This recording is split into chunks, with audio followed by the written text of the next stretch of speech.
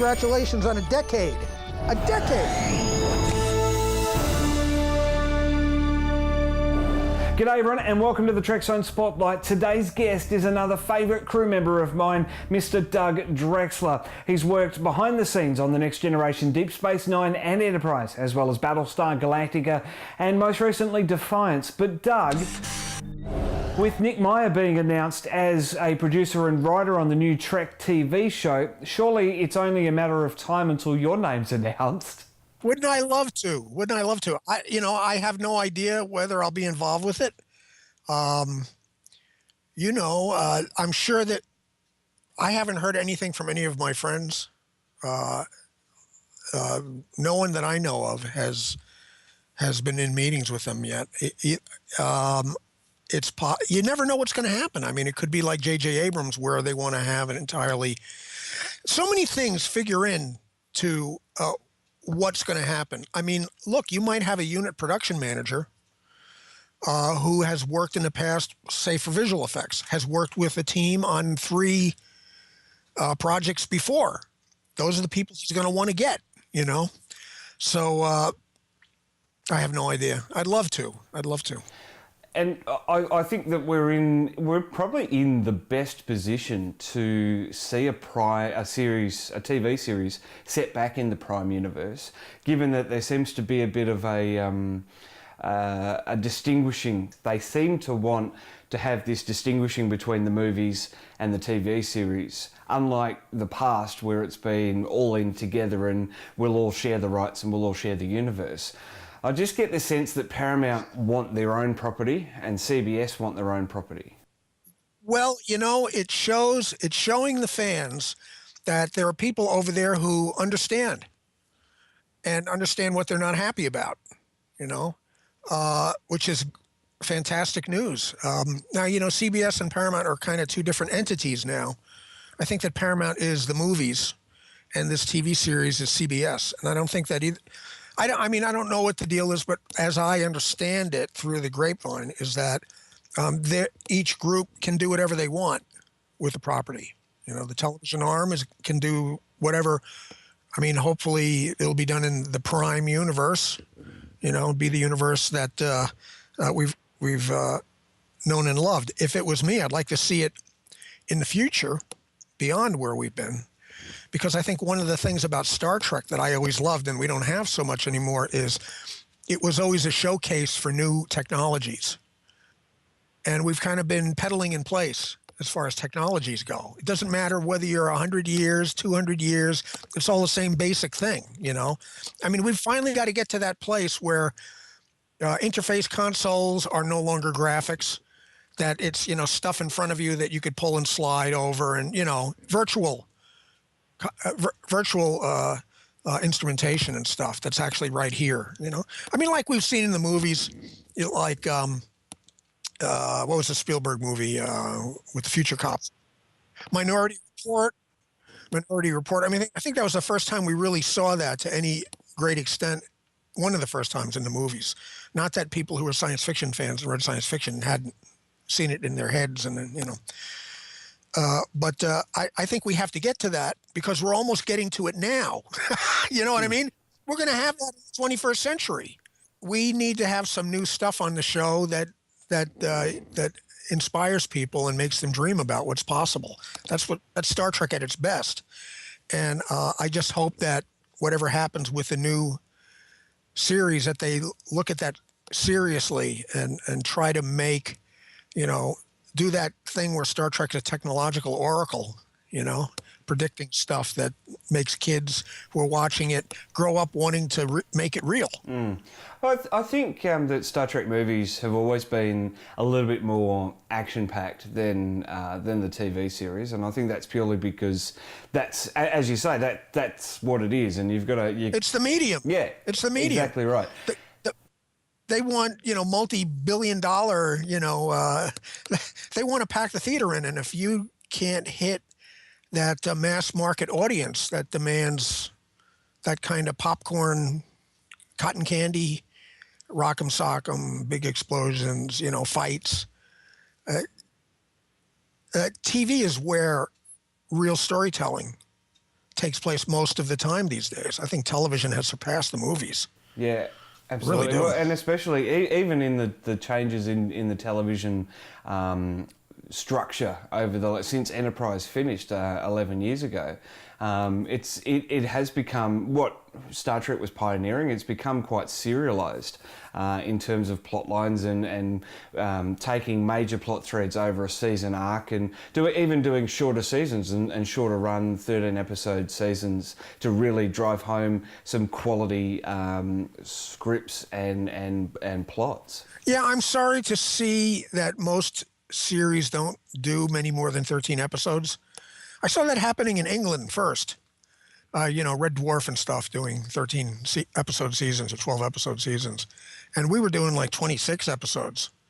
And then when I got onto Galactica, it was like 14 episode seasons. People will watch a show now and say, at the end of the second season and going, well, it's not going anywhere. It hasn't found its legs, but they're not being fair. They used to get 26 episodes in one season. By the time you got to the end of the second season, you're almost up to 50 episodes. You're around 50 episodes. That's a lot of development time. And to be so critical of shows that only have 12 episodes per season, it's not being, realistic. I think it's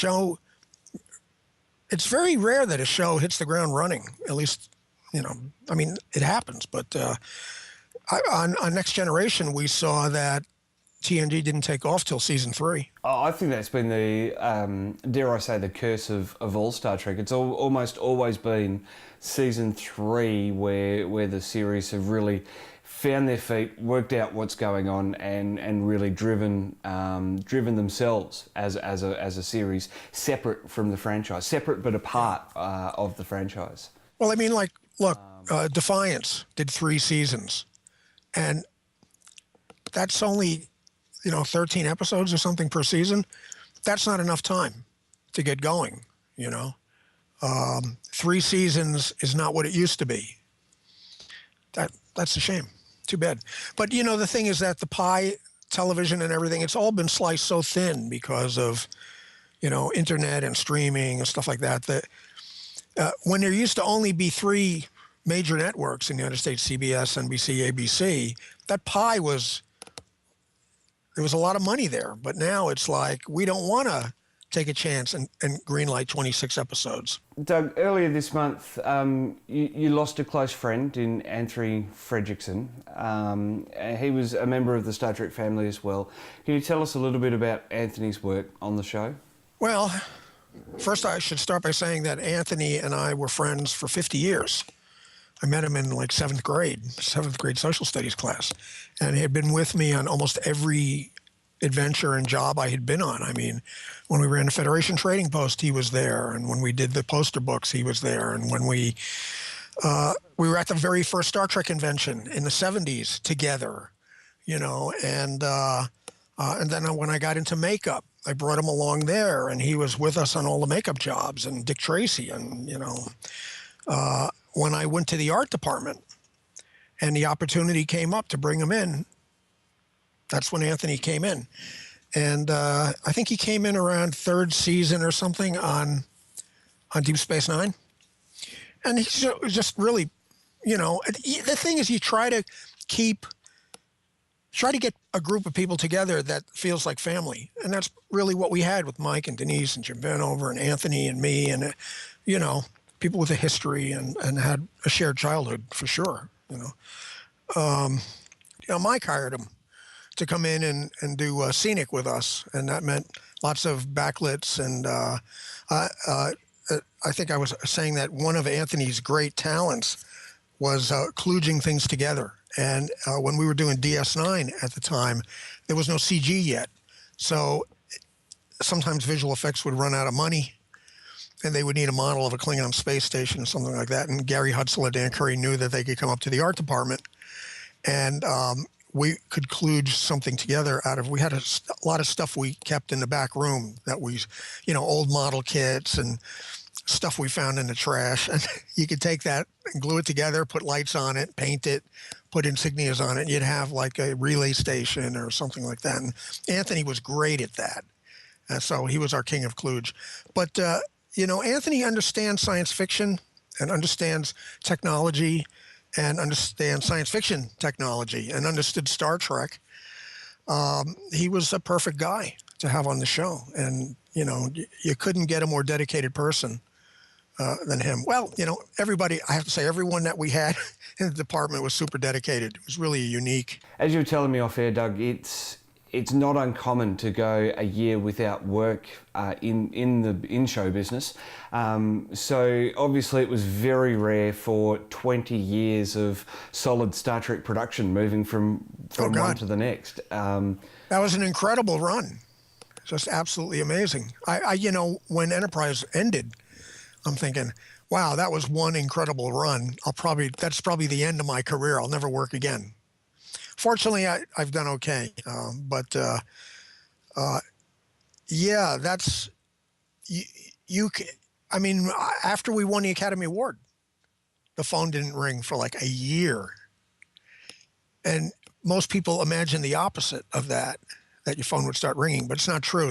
Once you've won an Academy Award, they figure you're going to cost too much. It'll be too expensive. That's about it. You've done. You've reached the peak, and there's nowhere further to go. They don't want to, they figure you'll be a prima donna and want too much money. Well, and I think that's the best thing about anyone that's come from Star Trek, that everyone it became such a family, and knowing everyone, and you still catch up with people and attend conventions and do all sorts of... Oh, heck yeah. I just had dinner with John Eves last night. So keeping up with everyone is still there. You're still that family? Oh, absolutely. I'll see Mike and Denise this week. We chat all the time. And they are family. And am I allowed to read into that and say that John Eves, Michael and Denise and you were all joining the new Star Trek franchise and you're all discussing ideas? Wouldn't that be great? Oh my goodness. But, that would be the biggest Star Trek news, I think. That would break the internet. There's nothing that we would like more. I tell you, that is the truth. How does it feel when Star Trek fans call out your name and say, you need to be a part of this, we want to see you back on TV? How does that feel? Well, it makes me feel wonderful, of course. I love hearing that. But after being in this business for 33 years now, I can't let myself, if there's something that really excites me, I can't let myself believe it too much and work. Being back on Star Trek is one of those things. And it's just, if I get my hopes up, it'll be really upsetting when it doesn't happen. I just never know what's going to happen, because we're all encouraged because they've brought in people from the past, which is what the JJ group wasn't doing. So I guess there's a possibility that some of us might be asked to come back. Fingers crossed. Oh, well, like I said, that would be such a thrill for all of us. We'd be so excited, And I know that, Mike and the others would really love a shot at pushing it a little more, technology-wise. And we've always had things to say that we couldn't do on the older shows, either because we didn't have the technology to do it.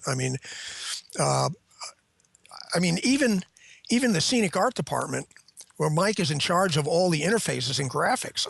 If we come back with the technology that's at our command now, I've been doing visual effects for like the last, after Enterprise, I went right to Galactica and learned a lot of stuff. And can you imagine bringing that type of stuff back to the art department and doing interfaces that are, animated and three-dimensional and stuff like that? The thrill for me would be to be part of a Star Trek that actually, it kind of ran out of steam as far as the technology. It kind of became, there were certain tropes that every show did, and they weren't pushing it. They did with Next Generation because, Gene was there and he loves technology. So when he did Next Generation, he did the holodeck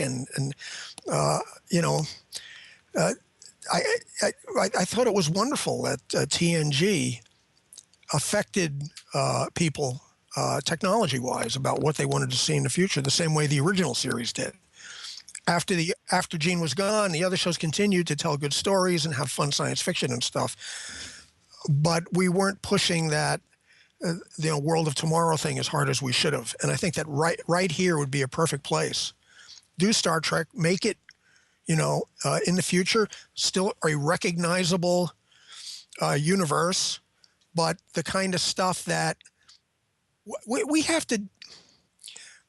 We're on the verge of so much right now in our own lives, technology-wise, that we've got to stretch that even further. Star Trek has to be, ahead of the curve and do things that a lot of people aren't even thinking about and considering, really being imaginative with it. Well, who knows? We'll see. Now, Doug, did you have the chance to work with Bryan Fuller on DS9? He was there for a couple of episodes. Well, Bryan was a writer. So we would see each other occasionally, but it wasn't like we were hanging out like all together in the art department or anything.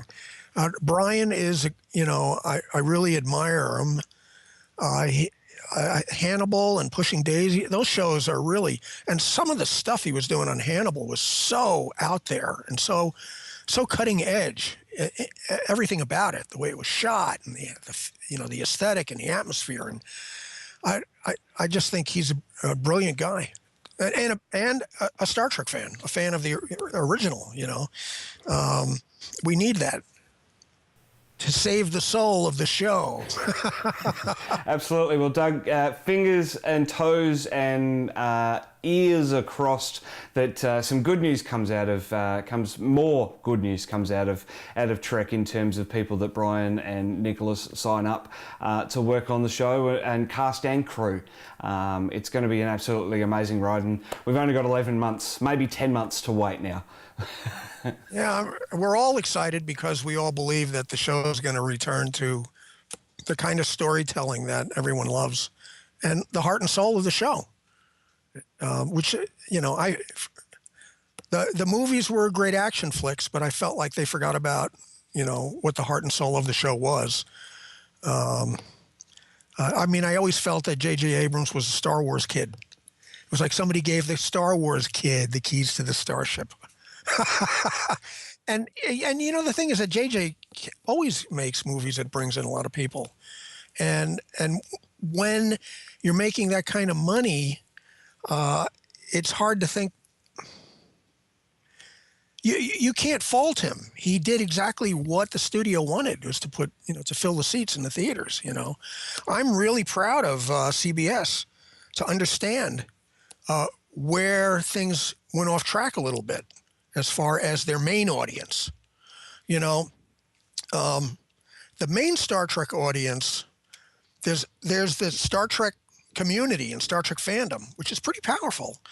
And then there's those extra people that they wanted to bring into the movies, who are the kind of people who go from one flick to the next. They're not Star Trek geeks. They're never going to buy the tech manual, They're never going to buy the model kits. They're never going to buy.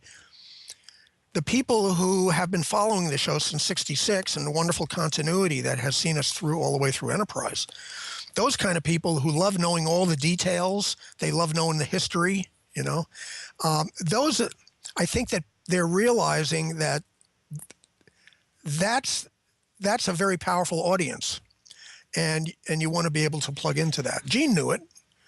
Gene always plugged into fandom. It's important that Star Trek be in solidarity with its fans. And I feel like the movies are more for a mass market audience. It's not just, JJ said it, I'm not making this for Star Trek fans. Although what really upset me is when he went and did Star Wars, and he made it exactly for Star Wars fans. He did his best to make it Star Wars, and Star Trek, he turned everything upside down. But, I admire JJ, and I think it's great to see people stretch it in different directions. I really want to see a thoughtful Star Trek back. And I think we're going to get that.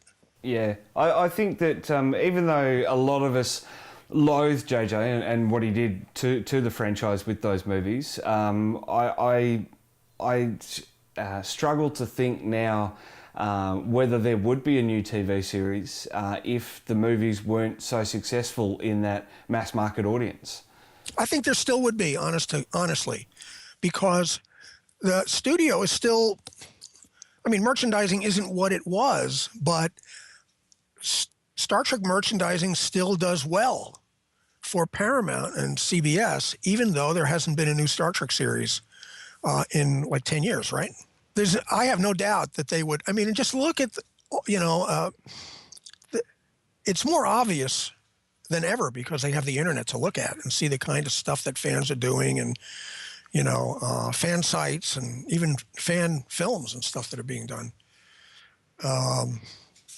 Yeah, I do believe there would be another Star Trek even without the JJ movies. That's good, because I was almost going to thank JJ for bringing Star Trek back into the mainstream. So I'm glad I don't have to do that now. I think that JJ, he didn't bring it back into the mainstream. He took it into the mainstream. Yeah, okay, yep. I hate to sound this way, but I think that for me, mainstream has always been dumbed down.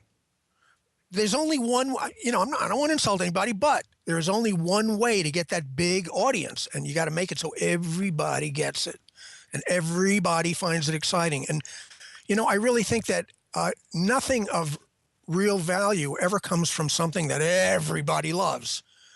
For a long time, science fiction was not loved by anybody. When I was a kid, it was like an exclusive private club, and you got made fun of as a kid. I mean, I used to get picked on. Everyone thought it was stupid kid stuff. Now, everybody.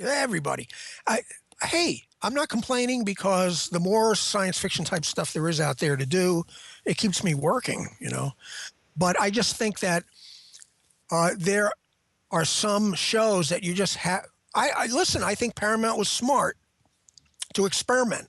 I think experimentation is good.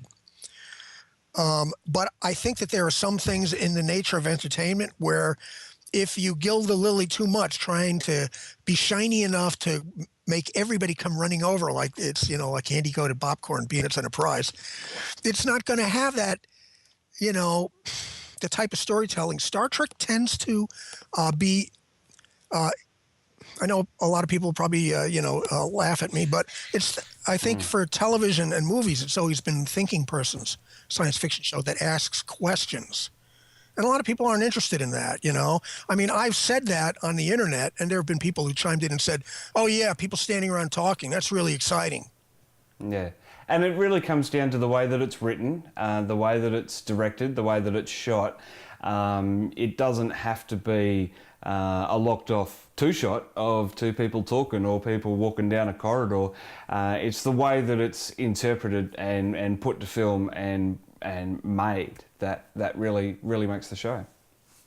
Well, I mean, you have to ask good questions that make people sit up. I think that Star Trek needs to be shocking sometimes. I mean, most people don't realize what Star Trek was like in 1966. Back then, just the racial composition of the bridge in 1966 was landmark stuff. It wasn't all lily white people. We had people from all over the world on the bridge in all different colors and nationalities. That was almost unheard of. There was a lot of, there was other things happening, but honestly, Star Trek did something that was hey, there were some, if you read The Making of Star Trek, that NBC was concerned about some areas of the Bible Belt that, might not like the idea of a, black woman on the bridge being a lieutenant. It sounds stupid, but that's the way it was. That's the way it was. Well, fantastic, Doug. We are fast out of time. Thank you so much for joining me. And always a pleasure. Maybe we should catch up again and chat more about your time on the series. Absolutely. I'm always here. We never close. So thank you, Matt.